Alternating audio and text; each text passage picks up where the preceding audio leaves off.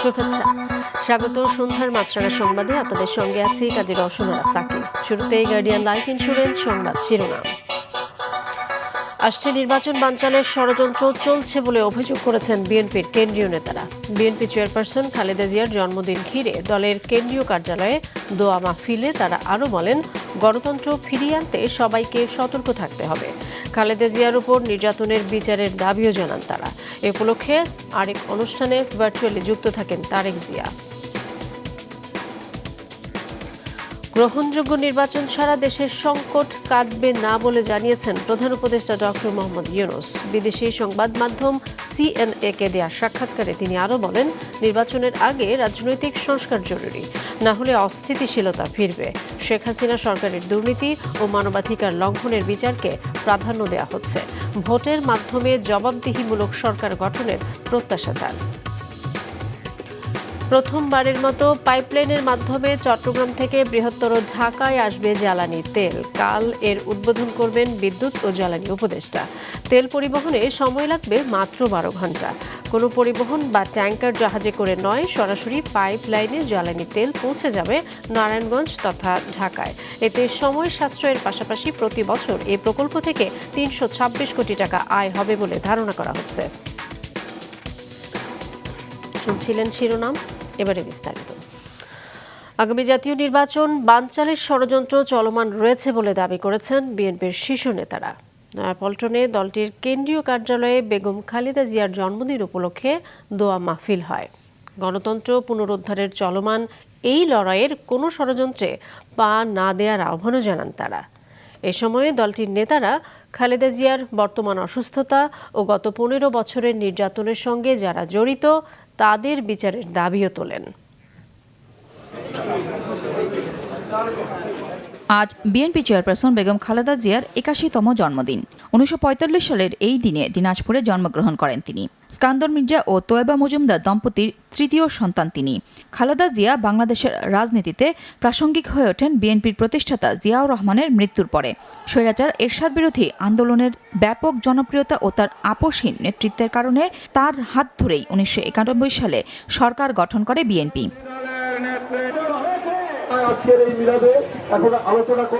গত 15 বছর ধরে এই দিবসটি তেমন করে পালন করতে না পারলেও নয়াপল্টনের এই দৃশ্য বলে দেয় পরিবর্তন এসেছে দেশের রাজনীতিতে। দীর্ঘদিন পর দলটির কেন্দ্রীয় কার্যালয়ে নেতাকর্মীদের ব্যাপক উপস্থিতিতে দলের চেয়ারপারসন খালেদা জিয়ার জন্মবার্ষিকী উপলক্ষে দোয়া ও মিলাদ মাহফিল অনুষ্ঠিত হয়। এতে সংক্ষিপ্ত বক্তব্য দেন দলটির সিনিয়র নেতারা। তারা বলেন, গণতন্ত্র এখনও মানুষের হাতের নাগালের বাইরে। নির্বাচনকে ঘিরে এখনও ষড়যন্ত্র চলমান রয়েছে।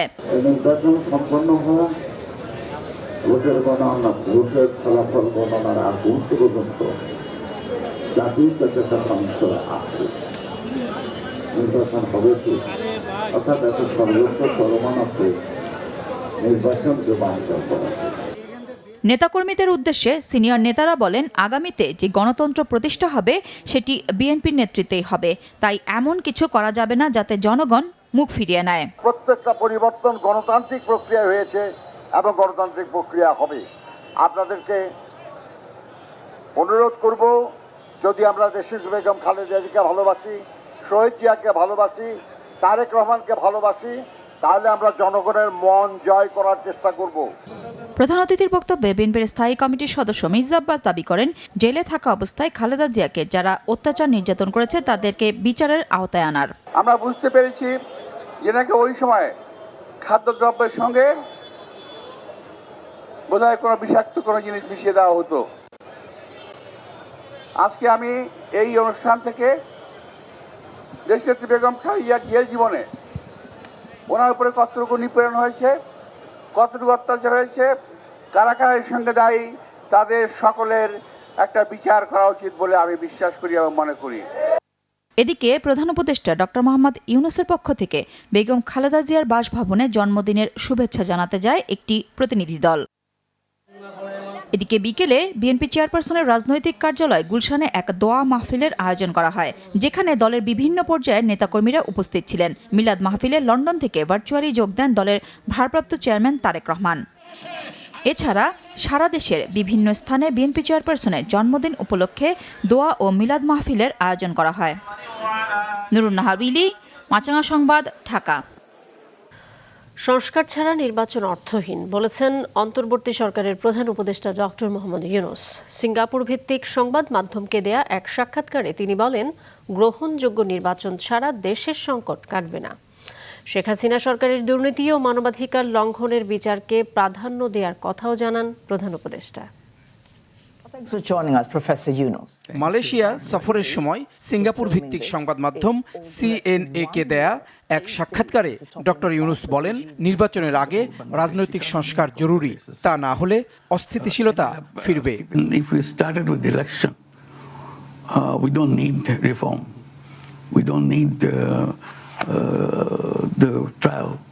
Because election will end everything from our side.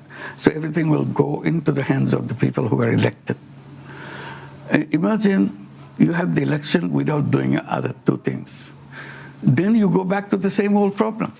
ক্ষমতাচ্যুত শেখ হাসিনা সরকারের আমলের অনিয়ম, দুর্নীতি ও মানবাধিকার লঙ্ঘনের বিচার এখন অগ্রাধিকার পাচ্ছে জানিয়ে প্রধান উপদেষ্টা বলেন, বাংলাদেশের পক্ষ থেকে শেখ হাসিনাকে ফেরত আনার অনুরোধ জানানো হলেও ভারত এখনো সাড়া দেয়নি। এতে দুই দেশের সম্পর্কে টানাপোড়েন সৃষ্টি হয়েছে। We are not going to get into a battle trying to get Hasina out of India. We said you can keep her. Our trial will go on. Trial will decide what happens to her. But in the meantime, she should not be given any chance to destabilize Bangladesh. নির্বাচনের পর সরকারে থাকার কোনো পরিকল্পনা আমার নেই উল্লেখ করে তিনি বলেন, নির্বাচনের পর বাংলাদেশ যেন সঠিক পথে এগিয়ে যায়, এটাই তার প্রত্যাশা। My job is to make sure a decent, acceptable, clean, enjoyable election takes place. Everybody who are voters can cast their vote because our voters couldn't vote for the last 15 years. Doctor Yunus বলেন, এক বছরের বেশি সময় ধরে রাজনৈতিক অস্থিরতার পর এই নির্বাচন হতে যাচ্ছে দেশের জন্য একটি বড় পরীক্ষা। এই নির্বাচন থেকেই গঠিত হবে একটি কার্যকর ও জবাবদিহিমূলক সরকার। জাহিদ সেলিম, মাছরাঙা সংবাদ, ঢাকা। প্রথমবারের মতো পাইপলাইনের মাধ্যমে চট্টগ্রাম থেকে ঢাকায় আসবে জ্বালানি তেল। কাল এর আনুষ্ঠানিক উদ্বোধন করবেন জ্বালানি ও বিদ্যুৎ উপদেষ্টা। পাইপলাইনে চট্টগ্রাম থেকে ঢাকায় তেল পরিবহনে সময় লাগবে মাত্র 12 ঘন্টা। চট্টগ্রাম থেকে পাঠানো মোহসেনাত শিহাবের তথ্যচিত্রে ডেস্ক রিপোর্ট। কোনো পরিবহন বা ট্যাঙ্কার জাহাজে করে নয়, বরং সরাসরি পাইপলাইনের মাধ্যমে জ্বালানি তেল পৌঁছে যাবে নারায়ণগঞ্জ তথা ঢাকায়। ফলে সময় সাশ্রয় হওয়ার পাশাপাশি সাশ্রয় হবে অর্থ। 2018 সালে বাংলাদেশ পেট্রোলিয়াম কর্পোরেশন বিপিসির নেয়া এই প্রকল্প শেষ হওয়ার কথা ছিল 2020 সালে, কিন্তু 3 দফা মেয়াদ ও প্রকল্প বাস্তবায়ন ব্যয় 838 কোটি টাকা বাড়ানোর পর চলতি বছরের মার্চে শেষ হয় এর কাজ, যাতে সব মিলিয়ে ব্যয় হয় 3,653 কোটি টাকা। এই প্রকল্পটি আমাদের মার্চ 2025 সালের ভিতরে স্থাপন সম্পন্ন হয়েছে।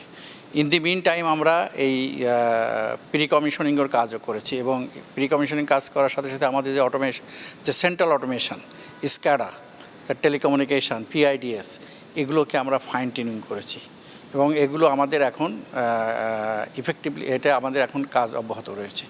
এখন আমাদের এই প্রকল্পটি উদ্বোধন হবে আগামী 16 আগস্ট। প্রকল্পটি বাস্তবায়ন করেছে বিপিসি ও বাংলাদেশ সেনাবাহিনীর 24 ইঞ্জিনিয়ারিং কনস্ট্রাকশন ব্রিগেড। এই পাইপলাইন 250 কিলোমিটার চালানোর জন্য আমাদেরকে একটা operation and management maintenance contractor নিয়োগ করা হবে, এটা কিন্তু ধারণা ছিল। আমরা বিপিসি থেকে চ্যালেঞ্জ নিয়ে অনেকটা আমাদের নিজস্ব কোম্পানির মাধ্যমে চালানোর জন্য চ্যালেঞ্জটা গ্রহণ করেছি। এতে হাজার হাজার কোটি টাকা কিন্তু বৈদেশিক মুদ্রা সেভ হচ্ছে এবং পিএলসির লোকজনই এটা করছে। দেশে জ্বালানি তেলের প্রায় 40% ব্যবহৃত হয় ঢাকায়।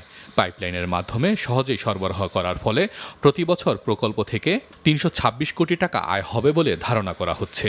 পরিচালন, রক্ষণাবেক্ষণ, ফুয়েল, বিদ্যুৎ বিল, জমি ভাড়াসহ কিছু খাতে ব্যয় হবে প্রায় 90 কোটি টাকা, যা বাদ দিয়েও সাশ্রয় হবে 236 কোটি টাকা। 3টা ডিপোতে আমাদের এই যাবে, ঘটনাইল, ফতুল্লা এবং কুমিল্লা।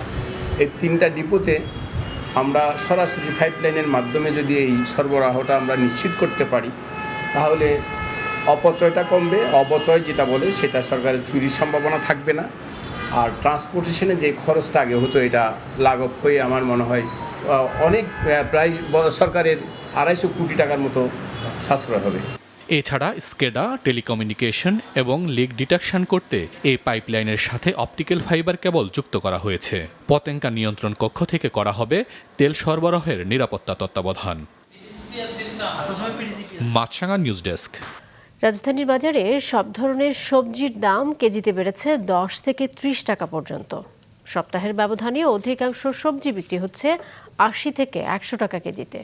বিক্রেতারা বলছেন বৃষ্টি এবং সবজির মৌসুম শেষের দিকে হওয়ায় আড়তে যোগান কম, এজন্য দাম বেড়েছে। এদিকে সরবরাহ বাড়লেও দাম কমেনি ইলিশের। 1 কেজি ওজনের গুলো বিক্রি হচ্ছে 2300 টাকায়।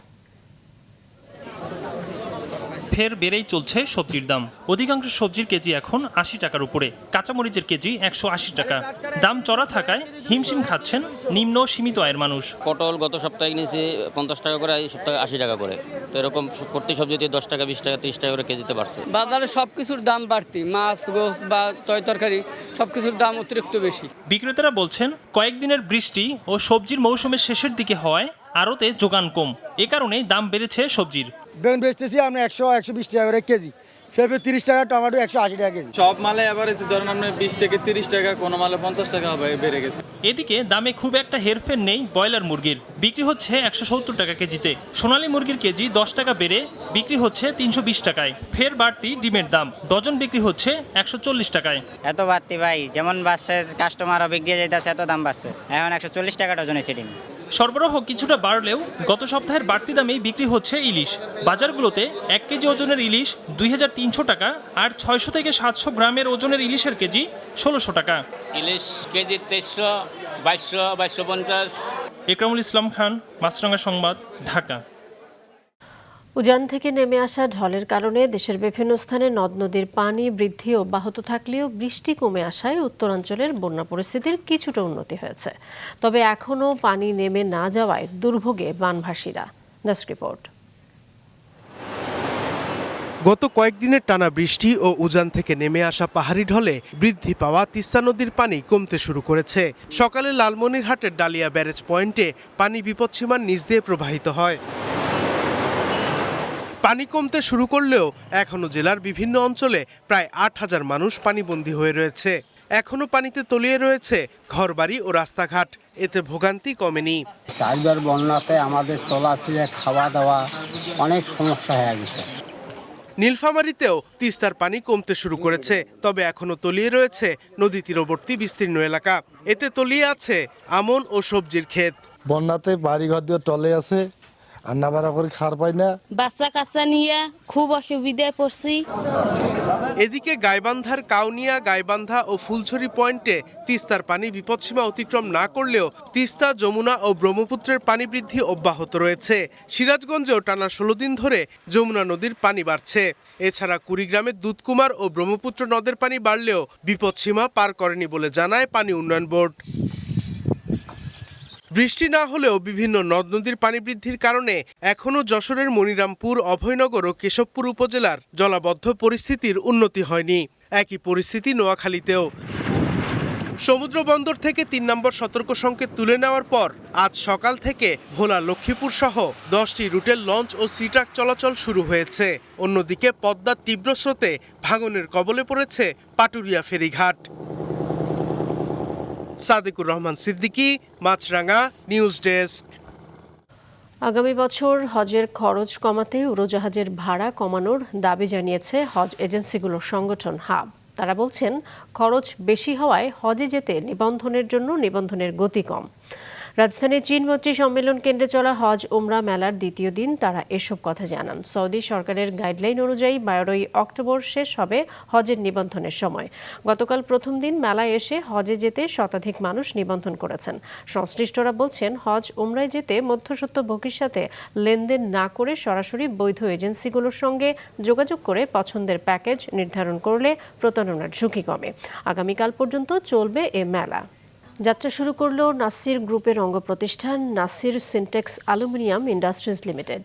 বিকেলে রাজধানীর এক হোটেলে জমকালো আয়োজনে এর উদ্বোধন করেন নাসির গ্রুপের ব্যবস্থাপনা পরিচালক নাসিম বিশ্বাস। তিনি জানান, ৪৮ বছর ধরে বিভিন্ন ব্যবসা চালিয়ে যাওয়া নাসির গ্রুপের তালিকায় যুক্ত হল নাসির অ্যালুমিনিয়াম।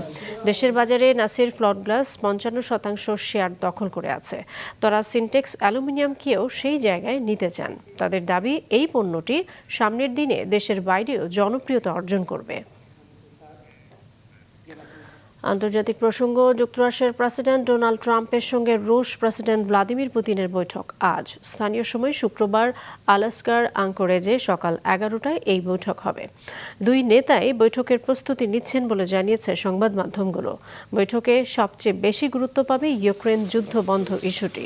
৬ বছরের মধ্যে প্রথমবার পুতিনের সঙ্গে বৈঠকে বসতে যাচ্ছেন ট্রাম্প। একান্ত এই বৈঠক নিয়ে পুতিন সতর্ক থাকবেন বলেই আশাবাদী ট্রাম্প।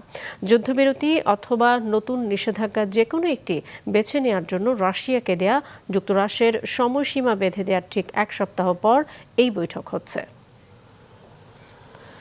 এবারে খেলার খবর। আজ শুরু হচ্ছে ইংলিশ প্রিমিয়ার লিগের নতুন মৌসুম। উদ্বোধনী ম্যাচে বাংলাদেশ সময় রাত ১টায় বোর্নমাউথের বিপক্ষে খেলবে বর্তমান চ্যাম্পিয়ন লিভারপুল। ১ সপ্তাহ আগে কমিউনিটি শিল্ডে ক্রিস্টাল প্যালেসের কাছে হেরে শিরোপা জেতা হয়নি অলরেডদের। এবার ঘরের মাঠে জয় দিয়ে লিগ শুরু করতে প্রস্তুত লিভারপুল। বোর্নমাউথের বিপক্ষে সবশেষ ৩ দেখায় অলরেডরা ৯টি গোল দিয়েছে, হজম করেনি একটিও। লিভারপুলের হয়ে আজ অভিষেক হবে জার্মান তারকা ফ্লোরিয়ান ভার্টসের।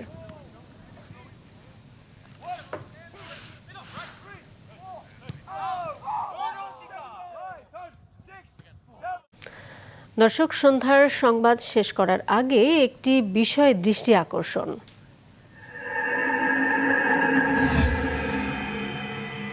রাজধানীর বাড্ডা লিংক রোডের ফুটপাত দখল করে নানা পণ্যের দোকান সাজিয়ে বসেছেন ব্যবসায়ীরা। ফলে ফুটপাত ধরে যাতায়াতে বাধার সম্মুখীন হচ্ছেন সাধারণ মানুষ। দোকানে ক্রেতাদের ভিড় বাড়লে ফুটপাত ধরে হাঁটারও উপায় থাকে না। এতে সড়কে নামতে হয় পথচারীদের।